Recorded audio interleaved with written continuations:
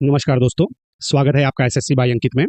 मैंने एसएससी के जो एग्ज़ाम्स होते हैं, उसमें स्पोर्ट्स के जो स्टैटिक इन्फॉर्मेशन होते हैं, उसे कवर करने के लिए एक सीरीज़ चलाई है, जिसमें मैं मेजर स्पोर्ट्स कवर कर रहा हूँ और उसमें आज मेरी ये चौथी वीडियो है।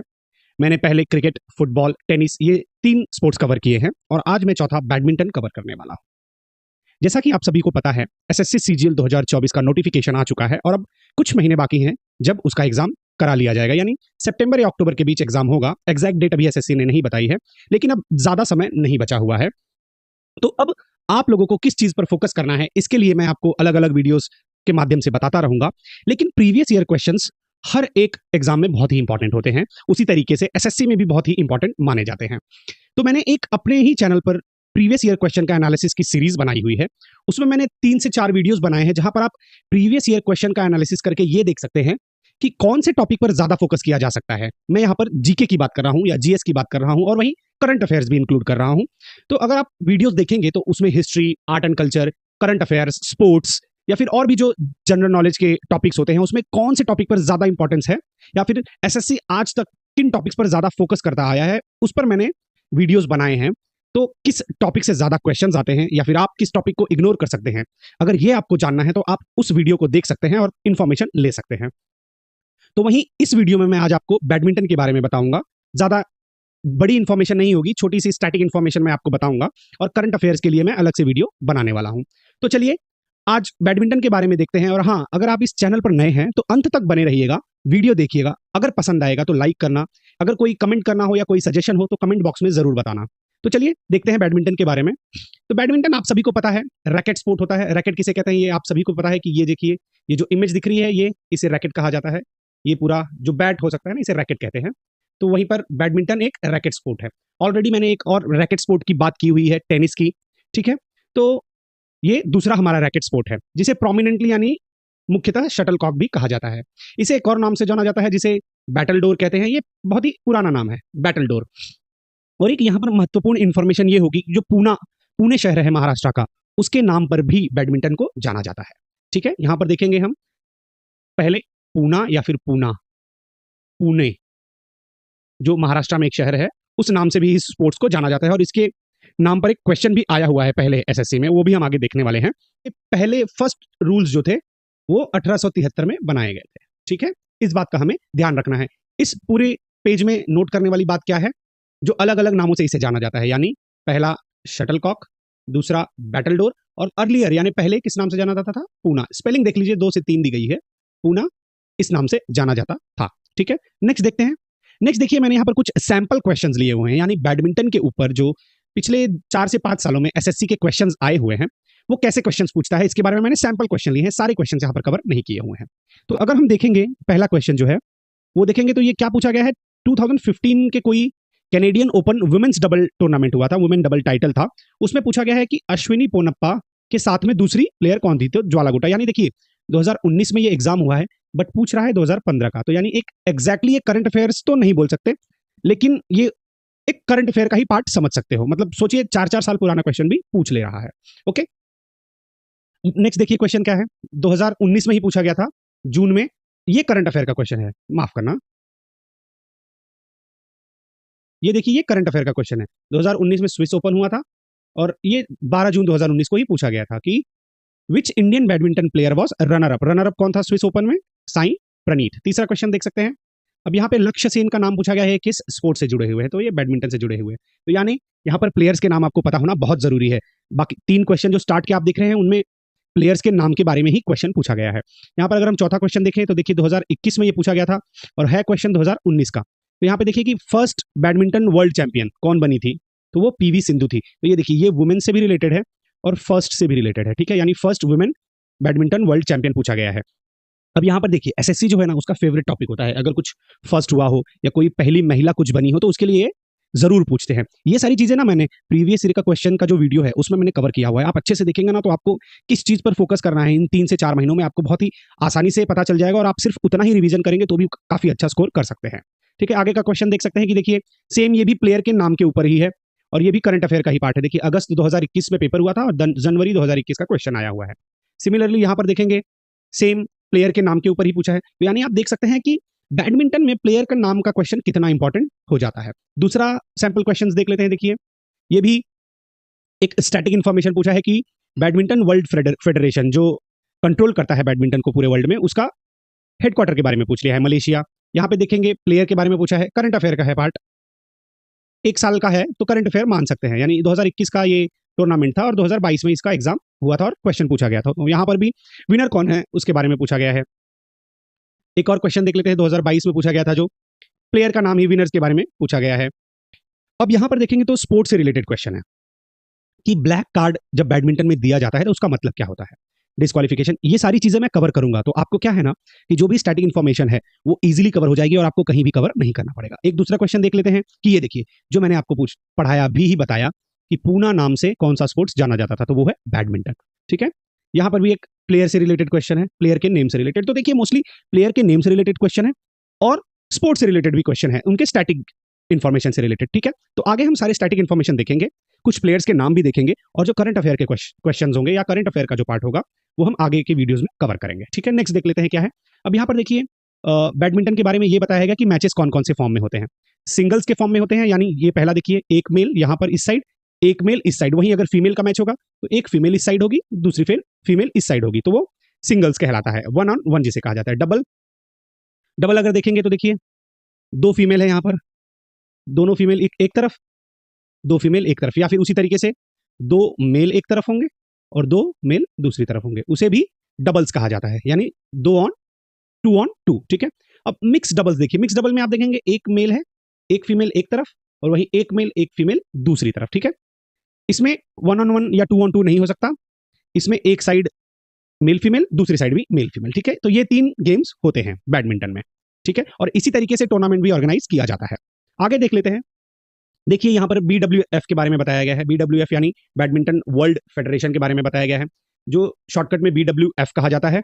अब यहाँ पर देखिए, इसका पहला नाम क्या था जब ये स्थापित किया गया था, इंटरनेशनल बैडमिंटन फेडरेशन। ठीक है, ये भी आपसे कभी क्वेश्चन में पूछ लेता है कि BWF का ओरिजिनल नाम क्या था जब उसकी स्थापना हुई थी, कब हुई थी। 1934 में। उसका हेडक्वार्टर कहाँ है, मलेशिया में। इसके ऊपर भी क्वेश्चन आ चुका है, तो ऐसा नहीं है कि नहीं आएगा, हो सकता है फिर से आ जाए, इसलिए इसे ध्यान देना जरूरी है। तो 1934 में BWF की स्थापना की गई थी। अब देखिए, इन्होंने पहली चैंपियनशिप कब करवाई थी, वर्ल्ड चैंपियनशिप 1977 में। ये भी ध्यान रखना है, BWF ने फर्स्ट वर्ल्ड चैंपियनशिप कब करवाई थी, 1977 में। ओके, नेक्स्ट देखते हैं कुछ इंफॉर्मेशन। 1992 में बैडमिंटन को as a Olympic sport add किया गया था, वो भी फुल मेडल ओलंपिक स्पोर्ट, यानी विनिंग टीम्स को मेडल दिए जाएंगे या विनिंग प्लेयर को मेडल दिया जाएगा। उसके पहले भी इसे एज अ एग्जीबिशन यानी सैंपल के तौर पे ऐड किया गया था, लेकिन 1992 से इसे फुल स्पोर्ट कंसीडर कर लिया गया था, जिसमें मेंस के स्पोर्ट्स यानी मेंस के मैचेस और वुमेन्स और डबल्स के मैचेस कंसीडर किए गए थे। मिक्स डबल्स जो था वो इस साल नहीं हुआ था, वो 1996 से स्टार्ट किया गया था। तो आपको याद रखना है, हो सकता है ये क्वेश्चन आ जाए कि बैडमिंटन के लिए मिक्स डबल्स का गेम जो है वो ओलंपिक्स में कौन से वर्ष से शुरू किया गया था, तो वो 1996 से किया गया था। मिक्स डबल्स जैसा कि मैंने आपको पिछले वाले स्लाइड में बताया, एक मेल एक फीमेल एक तरफ, एक मेल एक फीमेल दूसरी तरफ। ठीक है, अब ये एक थोड़ा सा हमें देखकर अचंभा हो सकता है कि ये एक इंडोर गेम है। ठीक है, हम नॉर्मली खेलते हैं तो इसे आउटडोर कहीं पर भी मैदान में या कहीं पर भी खेल लेते हैं, लेकिन एक बैडमिंटन जो प्रोफेशनल गेम बोला जाएगा वो एक इंडोर गेम होता है। चारों तरफ से कवरिंग होनी चाहिए, क्योंकि हवा की वजह से जो शटल कॉक होता है ना व्हाइट कलर का जिससे खेलते हैं, उसके बारे में भी मैं पूरी डिटेल आपको देने वाला हूँ, वो कैसे बनता है, यानी किस चीज से बनता है, डायमेंशंस क्या क्या होते हैं, कितने ग्राम का होता है, ये सारी चीजें भी बताऊंगा। तो इसीलिए बैडमिंटन को एक इंडोर गेम खेला जाता है, क्योंकि हवा की वजह से हो सकता है थोड़ा सा शटल कॉक इधर उधर हो जाए, किसी को एडवांटेज हो किसी को डिसएडवांटेज हो जाए, इसलिए इसे एक इंडोर गेम कंसिडर कर लिया गया है। ठीक है, नेक्स्ट देखते हैं। ये देखिए, ये बहुत इंपॉर्टेंट आपके लिए हो जाएगा, क्योंकि आज तक, माफ करना, आज तक इससे रिलेटेड क्वेश्चंस नहीं पूछे हैं बैडमिंटन के कोर्ट के बारे में। बहुत सारे गेम्स के जो ग्राउंड होते हैं उनके बारे में पूछ लिया गया है, लेकिन इसके बारे में नहीं पूछा गया है, तो आप इसे ध्यान से पढ़िए, हो सकता है इस बार इसके बारे में ही पूछ लिया जाए। तो बैडमिंटन का जो पूरा लंबाई होती है वो 13.4 मीटर होती है मीटर में, और 44 फीट होती है फीट में। तो दोनों ध्यान रखना है, अगर एग्जाम में आपसे कोई भी यूनिट पूछ ले तो दोनों आपको याद होनी चाहिए। ये आपको लंबाई हो गई। चौड़ाई देखेंगे कि 6.1 मीटर होती है, 20 फीट होती है। ठीक है, ये पूरी चौड़ाई जो है ना वो डबल्स के बारे में मैं बता रहा हूं। क्या होता है ना, जब सिंगल का गेम होता है यानी एक प्लेयर एक तरफ एक प्लेयर एक तरफ, तो सिर्फ इतना एरिया ही एक्टिव होता है। अगर शटलकॉक इधर या इधर गिर जाती है तो उसे इनवैलिड मान के पॉइंट्स दे दिए जाते हैं सामने वाली टीम को। इसीलिए सिंगल्स में सिर्फ इतना ही कोर्ट अवेलेबल होता है जिसकी लंबाई चौड़ाई कितनी है 5.18 मीटर या 17 फीट, और जब डबल्स खेलते हैं तो 6.1 मीटर 20 फीट। ये दोनों आपको बड़े ही ध्यान में रखना है, क्योंकि कंफ्यूज करने के लिए आपको पूछ सकता है कि सिंगल्स के लिए बैडमिंटन कोर्ट की चौड़ाई क्या होती है। लंबाई दोनों के लिए सेम है 13.4 मीटर, लेकिन यहाँ पर चौड़ाई अलग हो जाती है। अब देखिए ये जो पीडीएफ है ये मैं आपको प्रोवाइड करूंगा मेरे टेलीग्राम चैनल पर। आप सिंपली इस वीडियो के डिस्क्रिप्शन में चले जाएंगे और वहां से लिंक पर क्लिक करके टेलीग्राम चैनल पर पहुंच सकते हैं और पीडीएफ को डाउनलोड कर सकते हैं। या फिर अगर आप टेलीग्राम में जाकर सिर्फ एसएससी बाय अंकित टाइप करेंगे तो वहां पर भी आप मेरे चैनल को जुड़ सकते हैं। ठीक है, ये हो गया लंबाई और चौड़ाई के बारे में। यहाँ पर बीच में देखिए नेट होता है, उसके बारे में मैं अलग से बात करने वाला हूँ। यहाँ पर कुछ टर्म्स दिए हुए देखिए, centre line, side line for singles, जैसा कि मैंने बताया यहाँ तक ही होती है। ये साइड लाइन है फॉर डबल्स। इन सब के बारे में यहाँ पर लिखा है, तो हो सकता है कभी आपको पूछ ले क्वेश्चन में कि ये सारे वर्ड्स किस स्पोर्ट से जुड़े हुए हैं। ठीक है, ये आपको ध्यान रखना है। अब ये पूछ ले कि ये जो साइड लाइंस होती हैं सिंगल्स और डबल के बीच साइड लाइन में क्या डिफरेंस होता है। अगर आपको ये पता है ये दोनों नंबर्स, तो आप इसको इससे माइनस करके निकाल सकते हैं, या फिर सिंपली याद कर लीजिए कि 0.46 मीटर होता है डिफरेंस। ठीक है, ये याद कर लीजिएगा। ओके, अब इस स्लाइड में और भी कुछ बताने के लिए उतना है नहीं, बाकी आप सारी चीजें देखकर समझ सकते हैं। तो हम आगे की ओर बढ़ते हैं। जैसा कि मैंने बताया नेट के बारे में, ये बैडमिंटन का नेट होता है, पूरा ग्राउंड से थोड़ी सी ऊंचाई पर होता है। इसके बारे में हम देख लेते हैं। तो जो नेट होता है, पूरी लंबाई जो होती है वो जमीन से लेके ऊपर तक वो 5 फुट 1 इंच की होती है, यानी 155 सेंटीमीटर की। अगर मैं सिर्फ जमीन से नेट तक की बात करूं, ये जो ऊपर का एरिया है उसकी बात नहीं करूं, सिर्फ नेट तक की बात करूं, तो वो 5 फीट का होता है। ठीक है, ये 1 इंच कम कर दीजिए यहां से। ठीक है, ये जो 1 इंच व्हाइट पार्ट दिख रहा है ना, ये नेट का भी पार्ट है, लेकिन इसे नेट कंसिडर नहीं किया जाता है। हालांकि गेम में इस पर गेंद लग के अपने ही कोर्ट में गिर जाए या कहीं पे भी गिर जाए, पॉइंट्स तो मिलते हैं, लेकिन एग्जैक्टली अगर नेट बोला जाए जमीन से तो 5 फीट होता है, और टोटल लेंथ बोली जाए अगर जमीन से नेट की, तो या फिर इस डंडे की जो है वो 5 फुट 1 इंच होती है, यानी 155 सेंटीमीटर। और सिर्फ नेट की लंबाई पूछी जाए, सिर्फ नेट की, तो वो कितनी होगी 2 फुट 6 इंच। ठीक है, डंडे की लंबाई 5 फुट 1 इंच, जमीन से नेट तक की लंबाई 5 फुट, और सिर्फ नेट की लंबाई 2 फुट 6 इंच। ये जो विड्थ होती है नेट की वो कितनी है 6.1 मीटर बोल सकते हैं। तो यहां पर जो मैंने 20 मीटर लिखा है ना, ये देखिए, इसे करेक्ट करना है, ये 20 फिट होना चाहिए। ठीक है, ये मीटर हटा करके यहां पर हम फिट लिख देंगे। ठीक है, ये पीडीएफ में मैं करेक्शन कर दूंगा, तो इसके बारे में आपको ज्यादा सोचना नहीं है। 6.1 मीटर विड्थ होती है, मीटर में देखें 20 फिट होती है, फिट में देखें तो। ठीक है, यहाँ पे कंफ्यूजन नहीं होना चाहिए, ये मैं पीडीएफ में करेक्ट करके आपको दे दूंगा। नेक्स्ट देखते हैं, अब हम बात करेंगे बैडमिंटन के शटलकॉक के बारे में। तो देखिए, इसे बर्ड या बर्डी भी कहा जाता है, दो नाम हमें याद रखने हैं। पूछ सकता है कि बर्डी ये किस स्पोर्ट से रिलेटेड टर्म है, तो बैडमिंटन से रिलेटेड टर्म है, और वहीं पर शटलकॉक को और किसी नाम से जाना जाता है तो बर्ड या बर्डी के नाम से भी जाना जाता है। अब अगर आप इसमें देखेंगे तो 16 फेदर्स होते हैं, यानी 16 पंखे होते हैं। ये जो दिख रहे हैं ना, ये टोटल 16 पंखे होते हैं, एक दूसरे के ऊपर एक जुड़े हुए होते हैं। आपने देखा ही होगा, कभी खेला भी होगा हो सकता है, अगर नहीं खेला है, नहीं देखा है, तो यहाँ पर आप देख सकते हैं उसके बारे में। और जिसमें से हर एक फेदर जो होता है, एक जो पंख होता है, उसकी विड्थ अगर हम देखें तो 62 से 70 मीटर की लेंथ होती है। माफ करना, लेंथ जो होती है 62 से 70 मिलीमीटर होती है। मीटर बोल दिया, मीटर तो बहुत ज्यादा हो जाएगा ना, माफ करना, ये मिलीमीटर की लेंथ होती है, यानी यहां से लेकर के यहां तक की पूरी जो लेंथ होती है वो एक फेदर की 62 से 70 मिलीमीटर होती है। इंचेस में वही बात की जाए 2.76 इंचेस। ये जो हाईएस्ट वाला नंबर है ना, मोस्टली एग्जाम में यही नंबर दिए जाते हैं। ठीक है, तो आपको ध्यान रखना है। ओके, और ये जो पंख है वो किसके होते हैं, गूस या फिर डक के, उनसे निकाले जाते हैं, उनके पंख से ये पंख निकाले जाते हैं। तो ये सारी चीजें आपको ध्यान रखनी है। और वहीं पर अगर उसके मास की बात की जाए यानी वेट की, तो 5.5 ग्राम तक वेट होता है, 4.75 से 5.50 ग्राम तक होता है। अब यहाँ पर देखेंगे जो शटलकॉक बनाया हुआ है, उसमें देखेंगे जो हेड पार्ट होता है, ये रबर का जैसा जो होता है ये पार्ट, इसके डायमीटर के बारे में बताया गया है। ठीक है, ये डायमीटर के बारे में बताया गया है कितना है, ये 25 से 28 मिलीमीटर होना चाहिए, ये 1.1 इंचेस होना चाहिए, इंच में और मिलीमीटर में। वहीं अगर बात की जाए टोटल लेंथ की, यानी पूरा शटलकॉक जो होता है, तो यहाँ पर बताया गया कि 85 से 95 मिलीमीटर की लेंथ होती है, या फिर 3.75 इंचेस की होती है। यहाँ पर जो हमने देखा वो सिर्फ फेदर की बात की है, फेदर यानी इस भाग से लेकर ऊपर के भाग तक। ठीक है, और ये जो है पूरा नीचे तक दिख रहे हैं, इस व्हाइट वाले भाग तक। ओके, इतना हमें ध्यान रखना है। अब पूरा अगर डायमीटर देखें, जो ऊपर का भाग है पूरे का इतने का देखिए डायमीटर, तो 58 से 68 मिलीमीटर होता है, या फिर 2.68 इंचेस होता है। अब ये जो डायमेंशंस है ये आपको एक बारी पढ़ के भी याद करने पड़ेंगे, 2-4 बार आप देखेंगे या 2-3 बार भी देखेंगे तो आपके दिमाग में बैठ जाएगी। ये इमेज एक बार जब आपके दिमाग में बैठ जाएगी तो एग्जाम में अगर कोई भी क्वेश्चन पूछे आप उसे टिक कर सकते हैं। ठीक है, तो आगे की ओर बढ़ते हैं और बैडमिंटन रैकेट की बात कर लेते हैं। ये जो दूसरा इंस्ट्रूमेंट बोल सकते हैं यूज होता है उसके बारे में। अब जो पूरी लंबाई होती है एक रैकेट की, वो देखिए पूरी लंबाई जो बताई गई है वो कितनी है, 665 से 680 मिलीमीटर या फिर 26.77 इंच, 26.77 इंच। ये हाईएस्ट नंबर जो बताया जाता है ना, उसी को आपको ज्यादातर ध्यान में रखना है। ठीक है, अब ये जो हैंडल होता है, हैंडल हैंडल अगर देखें तो इस तरीके से हैंडल होगा। नीचे से जो उसका सर्कल होगा ना, उसके टोटल जो डायमीटर हम बोल सकते हैं वो 1 इंच का होना चाहिए या फिर 25.4 mm का होना चाहिए। ये एक आइडियल बैडमिंटन रैकेट के बारे में बताया गया है। और टोटल अगर उसकी हम विड्थ की बात करें, देखिए यहां से यहां तक की वो बताई गई है कितनी, 220 से 230 मिलीमीटर की। ओके, इंचेस में देखना है तो 9.06 इंचेस, मिलीमीटर में देखना है तो 220 से 230 मिलीमीटर। तो ये भी एक बैडमिंटन का इंस्ट्रूमेंट है, इसके बारे में भी डायमेंशन हमने देख लिए हैं। ठीक है, अब आगे की ओर बढ़ते हैं। अब ये देखिए, ये कुछ टर्म्स है जो बैडमिंटन से रिलेटेड है। हो सकता है ये सारी टर्म्स आपको पूछ लिए जाएं कि बैक हैंड ये किस स्पोर्ट से रिलेटेड है। जैसा अभी यहाँ पर हमने बर्डी और बर्ड देख ही लिया था। डबल हिट किस से जुड़ा हुआ है, किल, लेट, मिड कोर्ट, ये सारे आपको एक बार पढ़ने हैं, खुद से पढ़ के आपको समझ लेने हैं ये। ठीक है, इसमें ज्यादा कुछ करना है नहीं, कुछ समझाना है नहीं, इसलिए मैं आपको ये बता नहीं रहा हूँ, ये सिर्फ आप पीडीएफ में देखेंगे और समझ लेंगे। ठीक है, आगे की ओर बढ़ते हैं। अब ये देखिए यहाँ पर बैडमिंटन में पॉइंट सिस्टम कैसे होता है, क्योंकि जो टेनिस स्पोर्ट्स होता है उसके पॉइंट सिस्टम से रिलेटेड बहुत सारे क्वेश्चंस एसएससी ने पूछे हैं। कम से कम 4 से 5 क्वेश्चन एसएससी पूछ चुका है। और टेनिस से रिलेटेड, माफ करना, बैडमिंटन से रिलेटेड पॉइंट सिस्टम के बारे में आज तक नहीं पूछा है। इसलिए मैंने ये लिया है कि हो सकता है इस बार इसके बारे में पूछ लिया जाए। ठीक है, तो यहाँ पर देखिए बताया गया है कि जो एथलीट्स होते हैं, जो प्लेयर्स होते हैं, वो बेस्ट ऑफ 3 गेम्स के लिए खेलते हैं। यानी 3 सेट का गेम होगा, उसमें से जो 2 सेट जीत जाएगा, यहाँ पर देखिए जैसे सेट 1, सेट 2, सेट 3 बताया गया है, उसमें से जो 2 जीत जाएगा वो मैच जीत जाता है।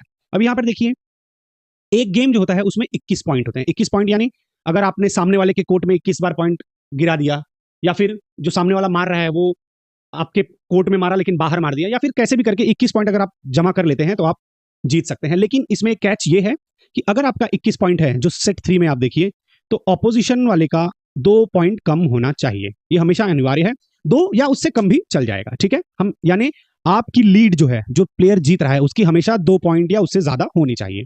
ठीक है, अभी यहां पर अगर हम देखें, मैंने देखिए बोला था ना कि 21 पॉइंट का गेम होता है। अब ये देखिए यहां पर क्या हो गया है, ये 22 कर लिया है, ये 20 किया है। अब यहां पर क्या हुआ होगा, सेट 1 वाले का 21 पॉइंट हो गया होगा। ठीक है, ठीक है, अब हो सकता है कि दोनों 20-20 पर थे।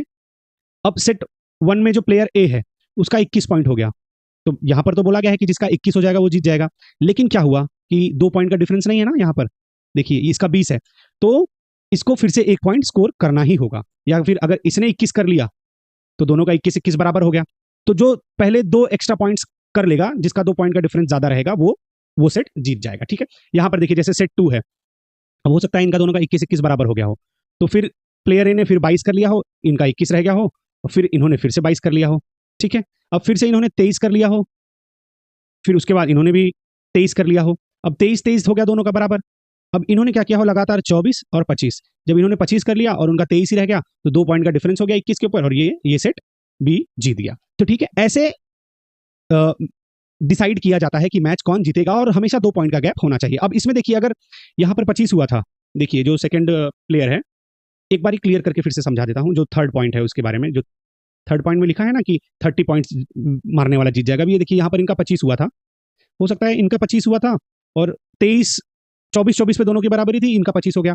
फिर क्या हुआ, फिर 25-25 की बराबरी हो गई, फिर उन्होंने 26 बनाया, फिर इन्होंने 26 बनाया, फिर उन्होंने 27 बनाया, फिर इन्होंने भी 27 बनाया, फिर उन्होंने 28 बनाया, फिर इन्होंने भी 28 बनाया, फिर उन्होंने 29 बनाया, फिर इन्होंने भी 29 बनाया। लेकिन इन्होंने अगर पहले 30 कर लिया तब 2 पॉइंट का डिफरेंस नहीं देखा जाएगा। ठीक है, 30-29 भी चल जाएगा तब। ठीक है, क्योंकि क्या होता है ना कि जो टेनिस का गेम है उसके ऊपर क्वेश्चन पूछा हुआ है कि फाइनल स्कोर कौन सा वैलिड है, तो उसमें बहुत सारे स्कोर्स दिए हुए हैं, तो उसका स्कोर का एक्सप्लेनेशन मैंने टेनिस के वीडियो में किया है। तो हो सकता है इस बार बैडमिंटन में दे दे कि ये एक स्कोर दिया हुआ है, बताइए क्या कौन सा फाइनल स्कोर वैलिड है, 27-27 ऐसे दे दिया जाए, यहाँ पर बोल दिया जाए 30-28, और दे दिया जाए 30,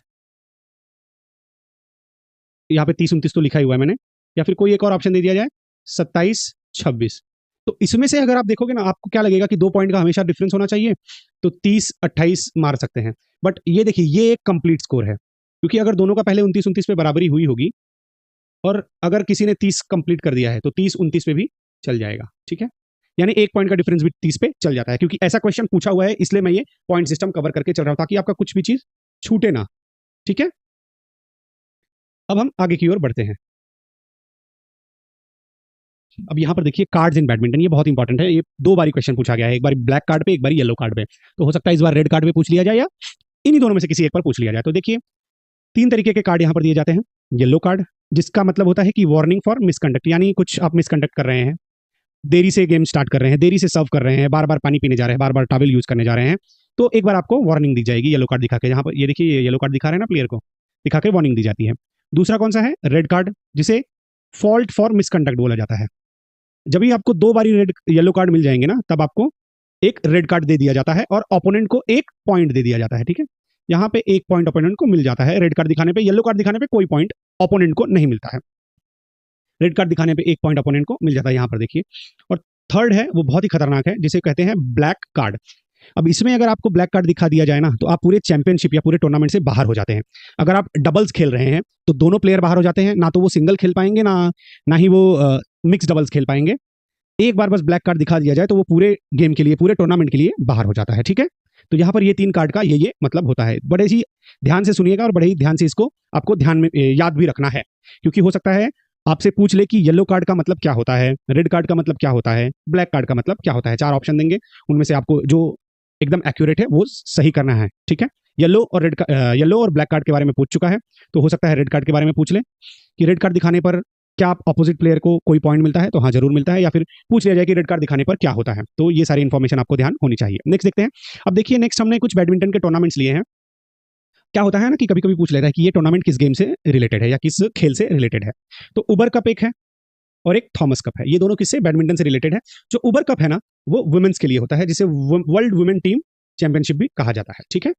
अब ये कब कब होता है? हर 2 साल पे होता है। पहले क्या होता था ना कि उबर कप अलग होता था, थॉमस कप अलग होता था। मेल फीमेल का अलग अलग जगह ऑर्गेनाइज होता था, अलग अलग साल में होता था। बट क्या किया है, कुछ टाइम से इन लोगों को, देखिए 1984 से दोनों का वेन्यू और जो उनका शेड्यूल होता है वो सेम कर दिया गया है। मतलब एक ही जगह पे दोनों होते हैं। हाँ, उबर कप होगा तो उसमें सिर्फ फीमेल खेलेंगी, थॉमस कप होगा उसमें सिर्फ मेल खेलेंगे। बट कन्वीनियंस के लिए क्या किया है, शेड्यूल और वेन्यू सेम कर दिया गया है। होते ये हर 2 साल के बाद ही है, यानी 84 में, 86 में, ऐसे ही 2-2 साल के बाद अब ये होने लगे हैं। पहले देखिए कब हुआ था उबर कप, अगर देखें तो 56-57 में, और वहीं थॉमस कप की बात कर ली जाए तो 1948 में पहली बार हुआ था, ठीक है? तो अगर आपसे पूछ लिया जाए कि उबर कप किस मतलब किन प्लेयर से रिलेटेड है, तो ये विमेन प्लेयर से रिलेटेड है बैडमिंटन की। इसमें सबसे सक्सेसफुल माफ करना, अगर देखा जाए कंट्री, तो चाइना है, जिसने 16 बार टाइटल्स जीता हुआ है। एक्चुअली क्या होता है ना, मैचेस होते हैं बहुत सारे और कंबाइन करके ट्रॉफी दी जाती है, ठीक है? इंडियन वुमेन ने कभी नहीं जीता है ये, ठीक है? तो मतलब यानी इंडियन वुमेन टीम ने कभी नहीं जीता हुआ है उबर कप। और थॉमस कप की बात करें तो ये मेन के लिए है, जैसा कि मैंने आपको बताया। इसमें सबसे सक्सेसफुल टीम कौन सी है? इंडोनेशिया, 14 बार जीता है। और पहली बार टीम इंडिया ने मेल की थॉमस कप कब जीता है? 2022 में जीता है। ये रिसेंट है, ये करंट अफेयर का भी पार्ट हो सकता है, स्टैटिक का भी पार्ट हो सकता है। तो आपको ध्यान रखना है कि Thomas Cup India male team ने जीता हुआ है, ठीक है? मैंने जैसा आपको बताया कि 1984 के बाद इन दोनों को साथ में मर्ज करके एक ही जगह पर किया जाने लगा। और इन जो कप्स होते हैं, इनको मैनेज कौन करता है या इनका अथॉरिटी कौन है? तो BWF, ठीक है? Badminton world federation. अब यहाँ पर देखिए कि इनका जो कुछ वेन्यूज हुए हैं उबर कप और थॉमस कप के, यहाँ पर मैंने ले लिया है, क्योंकि कभी कभी पूछता है ना कि थॉमस कप कहाँ हुआ था या कहाँ पर होगा। तो 2020 में देखिए डेनमार्क, 2022 थाईलैंड, 2024 जो अभी साल चल रहा है चेंगडू, और 2026 में जो होने वाला है वो डेनमार्क में होने वाला है। इन सिटीज में होने वाला है। आप सबको ये सारी चीजें ध्यान रखनी है। आगे नेक्स्ट देखिए, यहाँ पर कुछ और भी टूर्नामेंट्स के बारे में बात करेंगे। तो वर्ल्ड बैडमिंटन चैंपियनशिप है, जो एवरी 3 ईयर्स में होती थी 1977 से, बट उसे आगे 2 ईयर सेशन में कन्वर्ट कर दिया गया। बट बाद में इसे फिर से हर साल कराया जाने लगा, ठीक है? एवरी ईयर कराया जाने लगा, लेकिन जिस साल ओलंपिक होता है उस साल इसे नहीं कराया जाता है। अब देखेंगे हम क्या है वेन्यूज इसके। 2023 में डेनमार्क कोपेनहेगन में हुआ था। अब 24 में हालांकि ओलंपिक है, इसलिए इसे नहीं कंडक्ट कराया जाएगा, इसे 2025 में कराया जाएगा। फिर 2026 में इंडिया में कराया जाएगा। फर्स्ट टाइम देखिए 2009 में इंडिया ने इसे हैदराबाद में होस्ट किया है। तो ये चीजें आपको फैक्ट्स ध्यान रखने होंगे, ठीक है? ये वर्ल्ड बैडमिंटन चैंपियनशिप के बारे में है।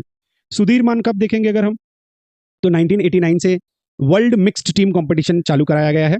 हर 2 साल पे ये एक बार होता है और ऑड नंबर ईयर्स में, मतलब विषम संख्या के जो साल होते हैं उनमें होता है। इसमें क्या होते हैं देखिए, सिंगल्स और डबल्स मैचेस वुमेन और मेन के होते हैं, ठीक है। इसमें भी सबसे ज्यादा सक्सेसफुल कौन है? चाइना, 16 बार टाइटल जीता हुआ है। मोस्टली देखेंगे कि जो आप साउथ ईस्ट एशियन कंट्रीज है ना, वो बैडमिंटन में ज्यादा चैंपियन रहती हैं। जैसे चाइना हो गया, फिर इंडोनेशिया हो गया, फिर उसी तरफ अगर देखा जाए तो जापान बोल सकते हो। ये सारे कंट्रीज जो है वो ज्यादा बैडमिंटन खेलती हैं। खेलती हैं क्या मतलब, चैंपियन भी रही हुई हैं। नेक्स्ट देखते हैं प्रीमियर बैडमिंटन लीग, जो इंडिया में होती है। ये बैडमिंटन लीग है। यहाँ पर कैसा है, लीग की टीम्स बनाई जाती हैं और उस बेसिस पे ये खेला जाता है, ठीक है। अब ये पहली बार कब खेला गया था? जनवरी 2016 में खेला गया था और पहले विनर कौन थे? दिल्ली डैशर्स थे। अब ये क्या है ना कि 2016 से लगभग 5 बार खेली जा चुकी है, 5 सीजन हुए हैं। यानी 2016 से अगर 24 तक की बात की जाए, टोटल 8 साल में 5 बार हुए हैं। तो ये आपको देखना है कि कौन कौन से साल हुए हैं और टोटल कितनी टीमें इसमें खेलती हैं। मोस्टली शायद 7 टीमें इसमें खेलती हैं, I am not sure, but मैं इसे पीडीएफ में चाहिए तो अपडेट कर दूंगा और कमेंट में भी बता दूंगा कि टोटल कितनी टीमें खेलती हैं। बट जहां तक मेरा ख्याल है 7 टीमें इसमें खेलती हैं प्रीमियर बैडमिंटन लीग में, ठीक है। ये थोड़ी थोड़ी इन्फॉर्मेशन मैं आपको टूर्नामेंट्स के बारे में बता रहा हूं, क्योंकि कभी कभी पूछ लेता है ना कि ये टूर्नामेंट किस स्पोर्ट से रिलेटेड है। अब यहाँ पर मैंने कुछ प्लेयर्स के बारे में बताया है कि कौन कौन से प्लेयर जो हैं वो बैडमिंटन से रिलेटेड है। आप इन सब प्लेयर्स का एक बार नाम पढ़ लेंगे। ये मेल हैं सारे और ये रैंकिंग वाइज है, इंडियन रैंकिंग के हिसाब से। यानी हो सकता है वर्ल्ड में इनकी कुछ और रैंकिंग हो, बट इनके बाद जो इंडियन प्लेयर आता है पूरे वर्ल्ड में ये होगा, फिर उनके बाद ये होगा। ये मेल है, उसी तरीके से ये फीमेल है। ये 2024 की रैंकिंग है अप्रैल तक के लिए। ये मेल डबल्स हैं देखिए, और ये फीमेल डबल्स हैं। तो मोस्टली इन सब के बारे में आपको पढ़ लेना है या ये सारे नाम्स पढ़ लेने हैं। और जो करंट अफेयर्स होगा इन प्लेयर्स के बारे में वो मैं आपको अपडेट कर दूंगा, नई वीडियो बना के। सारे स्पोर्ट्स के करंट अफेयर में एक बार कवर करूंगा और एक वीडियो में और भी बनाने वाला हूं जिसमें सिर्फ स्पोर्ट्स के क्वेश्चंस होंगे जो एसएससी में आ चुके हैं और उसे कैसे आपको टैकल करना है उसके बारे में एक अलग से मैं वीडियो बनाकर डालने वाला हूं। तो बैडमिंटन के लिए इतनी इंफॉर्मेशन आपके लिए काफी है, क्योंकि कुछ क्वेश्चन जो है वो करंट के भी आते हैं और कुछ है जो स्टैटिक से आते हैं। तो स्टैटिक का पार्ट मैंने बहुत ही शॉर्ट में और अच्छे से कवर कर लिया है और इसके बाहर तो मुझे नहीं लगता है कि कुछ और भी आएगा। तो आज के लिए मैं इतना ही रखता हूं और अगर आप चैनल पर नए हैं तो सब्सक्राइब कर लेंगे और वीडियो अच्छा लगा होगा तो लाइक ज़रूर करना। कोई आप पे अगर सजेशन है, कोई सुझाव है या कुछ मैं गलत कर रहा हूं तो उसके बारे में भी आप कमेंट करके मुझे सुझाव दे सकते हैं। और बाकी के जो मैंने वीडियोस बनाए हुए हैं स्पोर्ट्स के बारे में वो आप देखकर कुछ इन्फॉर्मेशन ले सकते हैं और वो आपको एसएससी के एग्जाम में जरूर ही फायदा करेगा। क्योंकि क्या है ना दोस्तों कि एसएससी के एग्जाम में स्पोर्ट्स पर ज़्यादा फोकस होता है और हर एक सेशन में 1 या 2 क्वेश्चन आते हैं। यानी हर एक शिफ्ट की बात मैं करूं तो 1 या 2 क्वेश्चंस बनते ही हैं। अगर आपको देखना है कि किस मींस हर शिफ्ट में कितने क्वेश्चन किस सब्जेक्ट से आते हैं या किस टॉपिक से आते हैं, तो उसके लिए अलग से वीडियो सीरीज बनाई हुई है जिसे प्रीवियस ईयर क्वेश्चन एनालिसिस करके मैंने डाला हुआ है, ठीक है। सारे वीडियोस आपको मेरे डिस्क्रिप्शन में मिल जाएंगे, तो आपको कहीं इधर उधर भटकने की या सर्च करने की जरूरत नहीं पड़ेगी, ठीक है। तो मिलेंगे आपसे नेक्स्ट वीडियो में किसी और स्पोर्ट्स के साथ या फिर स्पोर्ट्स के एसएससी के क्वेश्चंस के साथ। तब तक के लिए धन्यवाद दोस्तों।